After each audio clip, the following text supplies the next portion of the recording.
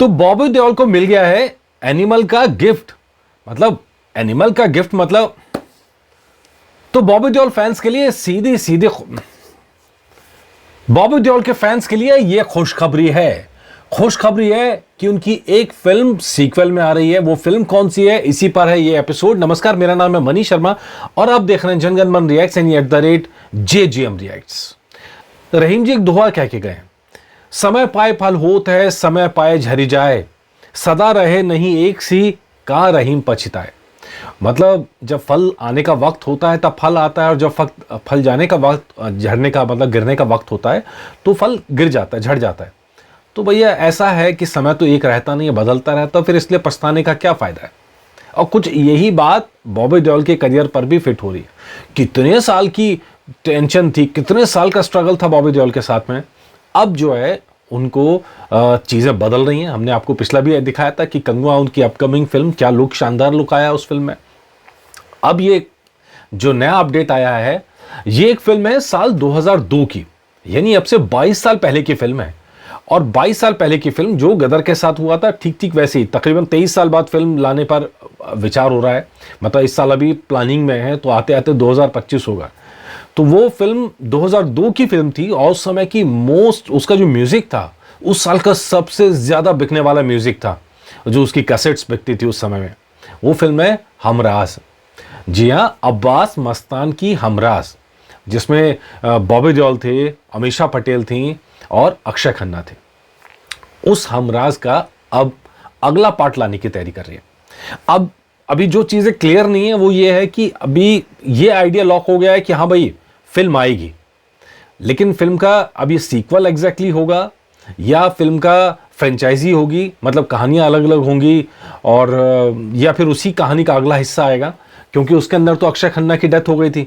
तो अब कैसे उसको कैरेक्टर को वापस लाके आएंगे या नहीं लाएंगे, तो ये सवाल यहाँ पर है। अमीषा पटेल और बॉबी देओल अभी मौजूद हैं उस फिल्म के अंदर भी, मतलब बचे हुए थे फिल्म में, तो अब अगली फिल्म के अंदर उनकी एंट्री तो हो सकती है। लेकिन जो विलेन था अक्षय खन्ना, उनकी एंट्री कैसे कराएंगे, अगर सीक्वल लाते हैं तो, या कास्टिंग चेंज करते हैं तो। लेकिन अभी तक की जो खबरें मिल रही हैं उसके मुताबिक पूरी कास्टिंग को दोबारा लाने की तैयारी है। मतलब बॉबी देओल की वापसी भी होगी, अक्षय खन्ना की वापसी भी होगी और अमीषा पटेल की वापसी भी होगी। अब ये किस तरह होगी ये तो अब्बास मस्तान जाने। अब्बास मस्तान को तो आप हमसे बेहतर जानते हैं, मुझसे बेहतर जानते हैं। उनकी फिल्मों में जिस तरह के ट्विस्ट एंड टर्न्स होते हैं, वो तो मतलब मुझे कई बार लगता है क्या उनको खुद भी पता होता है कि आगे क्या होने वाला है। मजाक अपनी जगह, लेकिन प्रोड्यूसर रतन जैन है और अब्बास मस्तान है, दोनों ने ये तय कर लिया है कि हमराज 2 आके रहेगी। 22 साल बाद डिसीजन हुआ है कि हमराज 2 आएगी। अच्छा, मजेदार चीज ये है, जो दावा किया जा रहा है कि कितने साल से ये प्लानिंग में था कि हमराज 2 लाना चाहिए, हमराज 2 लाना चाहिए, लेकिन ला नहीं पा रहे थे। फिर ऐसे ही जैसे गदर 2 की स्क्रिप्ट लॉक हुई, वैसे ही एक दिन एनिमल की सक्सेस के बाद में इन लोगों को लगा भाई यार ये आइडिया तो परफेक्ट है, इससे बढ़िया तो आइडिया नहीं हो सकता।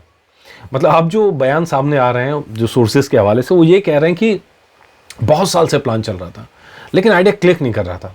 इधर एनिमल क्लिक करी और उधर आइडिया क्लिक करा। ये होता है समय का खेल। इसीलिए कहते हैं समय किसी के लिए रुकता नहीं और समय बदलता रहता है। इसीलिए कभी भी ना अच्छे वक्त रहेगा ना बुरा वक्त रहेगा, तो जाहिर तौर पर उसको यही सोचना चाहिए वक्त के हिसाब से कि ठीक है, वक्त है, बदल जाएगा। तो खैर, प्रोड्यूसर रतन जैन और अब्बास मस्तान ने डिसीजन ले लिया है कि भैया हमराज 2 लेके आएंगे। और अब जरा इसके कलेक्शंस की बात कर लें। उस समय ये करीबन 15 करोड़ के बजट में बनी थी फिल्म, और इसका जो नेट कलेक्शन था करीबन 17 करोड़ के आसपास था, 16 करोड़ से ऊपर था कुछ। और इंडिया ग्रॉस के अंदर 26 करोड़ से ज़्यादा कमाया था, और world wide collection 28 crore 64 lakh.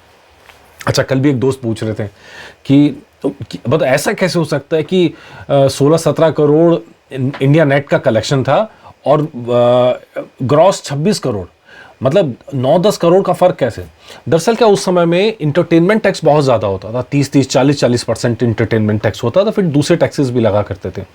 अब तो जीएसटी आने के बाद में एक टैक्स तय है कि इतने रुपए की टिकट है तो इतना टैक्स लगेगा, तो उसकी वजह से थोड़े रेट कंट्रोल में। उससे पहले में टैक्स बहुत ज़्यादा होता, तो इसीलिए ये अब जो पिछली फिल्मों के अंदर भी मैंने डाटा दिया, उसमें जो फ़र्क देखते हैं पुरानी फिल्मों के अंदर नेट और ग्रॉस का, वो यही फ़र्क है। तो खैर 5 जुलाई 2002 को फिल्म आई थी और उस फुटफॉल की बात करें तो उस समय 91 लाख लोगों ने फिल्म देखी थी, 91,28,000 लोगों ने। और इसका वर्डिक्ट जो रहा था वो एवरेज रहा था, लेकिन मतलब वर्डिक्ट की जगह अपनी जगह बात, लेकिन उस समय की ये बहुत चर्चित फिल्मों के अंदर शामिल थी हमराज। और अच्छा खासा कलेक्शन, मतलब बजट तो निकाल लिया था, इसलिए एवरेज फिल्मों में आता है। बहुत बड़ी हिट नहीं थी, लेकिन मतलब अच्छी चलने वाली फिल्म थी जिसकी खूब चर्चा भी हुई। और ख़ास करके पूरी फिल्म के अंदर जो सस्पेंस था, जो ड्रामा था और परफेक्ट मर्डर, आप इसको कह लीजिए एक परफेक्ट मर्डर के आसपास की स्टोरी थी। और कैसे ट्विस्ट एंड टर्न, कौन किसको मारना चाह रहा है और कौन कब किसको बचा रहा है, पूरी कहानी इसी के आसपास। आप में से बहुत सारे लोगों ने फिल्म देखी भी होगी, इसलिए बहुत ज़्यादा बताने का मतलब भी नहीं है। लेकिन जो मज़ेदार चीज़ है इस फिल्म के बारे में वो ये है कि 2002 में फिल्म आई थी। आज हम 2023 के अंदर बैठ के डिस्कस करते हैं कि भैया साउथ सिनेमा बेहतर है, साउथ सिनेमा बेहतर है, कि साउथ के अंदर हमसे अच्छी फिल्में बनती हैं, ऑल दैट। 2005 में हमराज फिल्म का रीमेक बना था साउथ में, गिरिवलम करके फिल्म बनी थी 2005 में, और जिसमें इसका एक गाना तो पूरा रीमेक था, गाने का पूरा उठा लिया गया, तो ऑफिशियल रीमेक था। तो मतलब हिंदी सिनेमा ने वो दौर भी देखा है जब साउथ में से हिंदी सिनेमा की स्टोरीज उठा के बनाई जाती थी और भर भर के बनाई जाती थी। लेकिन अब वो दौर चल पड़ा है कि हम ये मानने लगे हैं कि साउथ का सिनेमा ही बेहतर है। एक्चुअली में साउथ और नॉर्थ का बात ये नहीं है, लेकिन साउथ के अंदर जिस तरह का सिनेमा आ रहा है, डेफिनेटली वो डिफरेंट सिनेमा है और वो कहीं ना कहीं अपनी रीच बढ़ा रहा है। और मतलब यही वजह है कि डब फिल्में इतनी देखी जा रही हैं। और साउथ और नॉर्थ का डिवाइड जब से डब होने लगा है, वो डिवाइड ही खत्म है।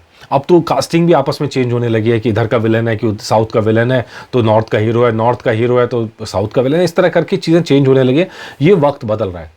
लेकिन कहानी के लिहाज से हम देखेंगे हिंदी सिनेमा कहानियाँ देता रहा है, जिसका हमराज एक यहाँ पर एक आप देख सकते हैं इसके उदाहरण के तौर पर। ऐसे बहुत सारी कहानियाँ उस समय की जिनका रीमेक हिंदी फिल्मों का उस वक्त में साउथ में बना था।